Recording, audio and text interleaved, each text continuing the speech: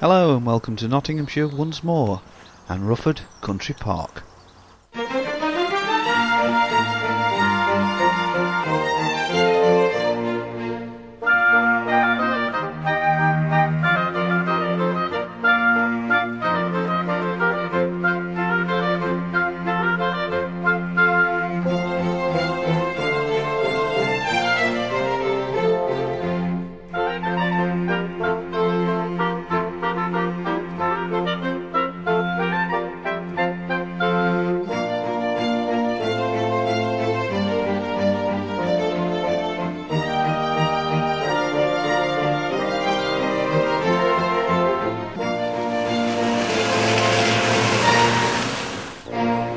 Rufford Country Park, centred around a 12th century Cistercian abbey that sadly, due to the dissolution of the monasteries in 1536, was slighted, after which the monastery passed through various ownership.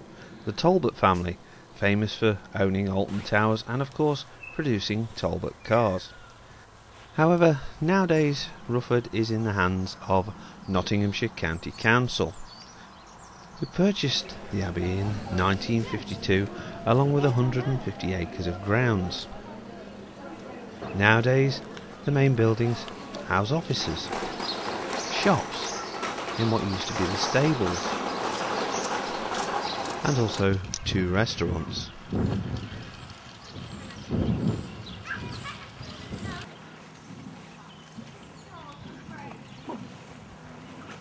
During the period of private ownership, formal gardens were built, with features such as these ornamental canals. However, in more modern times, sculptures and modern art have been placed into the gardens.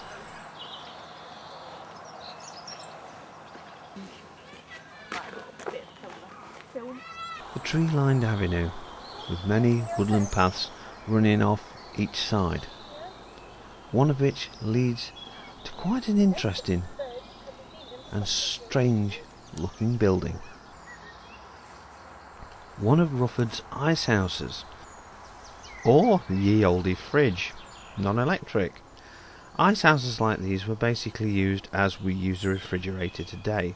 Layers of ice and straw would have been placed in the bottom, and goods could have been placed in amongst these to keep them fresh.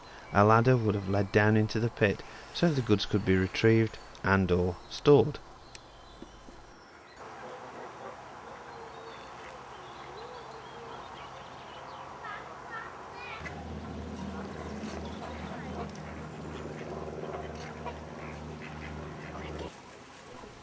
At the far end of Rufford Park is Rufford Mill, housing an outdoor clothing outlet. Also situated at the side of the mill is Rufford Mill Garden Centre, where you can get most needs for your garden. There's a lovely little cafeteria contained within the mill building itself, just right for that nice cup of coffee, tea or light snack. There's fun down at Mill with viewing platform. Yes, you too can cheer the car that makes the biggest splash. Go for it.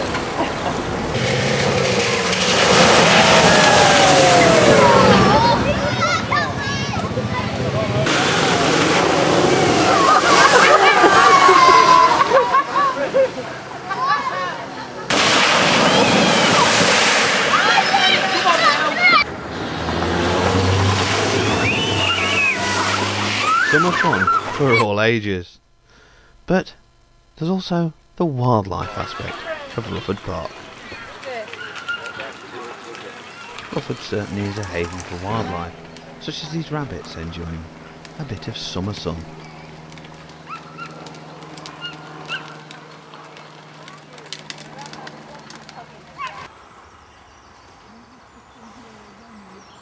Some areas of the woodland paths contain feeders on the trees, and these are great places to go and watch the wildlife, especially in the winter months. The grey squirrel, what a performer. It's amazing what antics these little chaps get up to.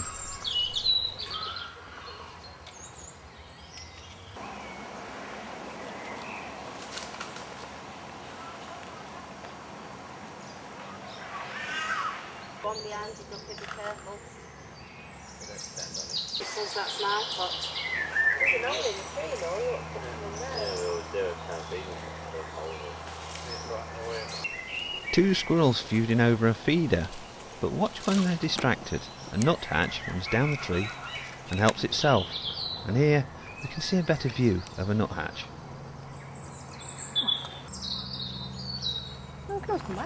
Some of the other birds to be seen at Rufford: robins and chaffinches. Sometimes natural holes in trees are used to put seed in for the birds, so that it looks a more naturalistic setting when they're eating.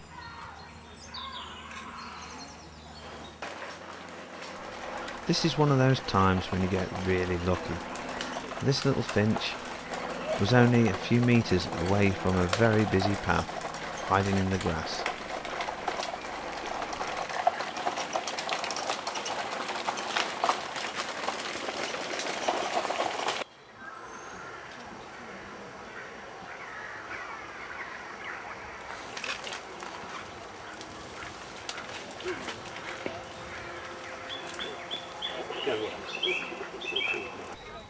Some of the paths at Rufford crisscross little islands on bridges such as these, which leads us nicely on into waterfowl. April 2008, and this pair of coots were pair bonding and starting to really build a nest. By June 2008, the nest was certainly a lot bigger.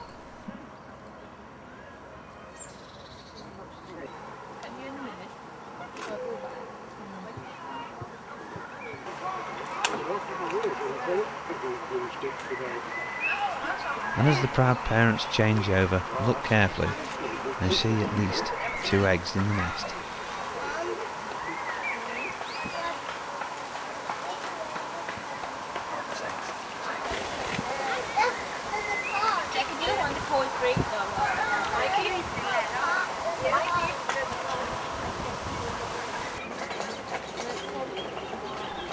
A large percentage of Rufford's water birds often come out of the water around the mill, mainly because visitors feed them just here.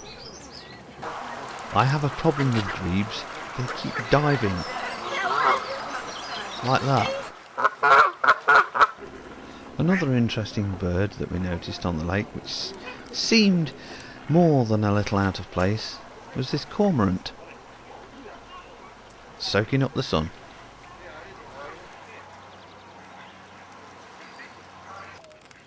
Rufford certainly has no shortage of the larger waterfowl, such as flocks of these Canada geese.